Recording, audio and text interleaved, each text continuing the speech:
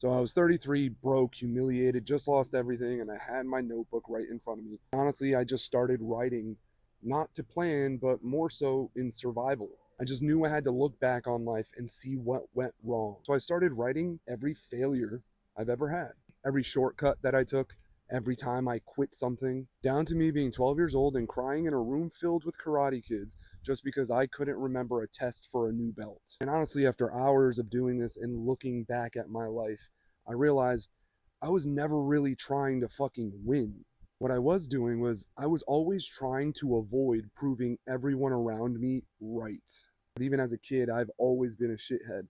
I always took the shortcuts, I always took the easy way out, and I always quit half the shit that I ever did. All that really did was put me in a bubble where everyone around me would just joke about how I always took shortcuts, how I always quit, how I always failed. And I was just trying to prove wrong the people who always made those light-hearted jokes. I was internalizing all of it. We fast forward to my adult life, and I had been still doing the same exact thing. And that's where I made most of my mistakes.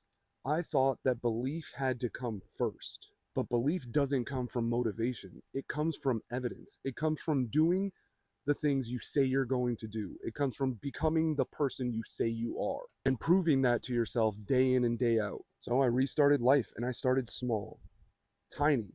I would read a paragraph a night. I'd read a page a night.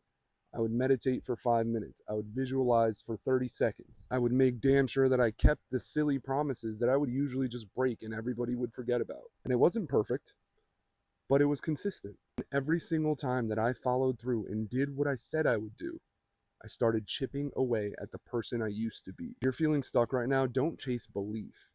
Chase movement, chase evidence. Prove to yourself today, even with a micro habit, that you are who you say you are. That is how self-belief is built. So follow if you're done waiting to feel ready.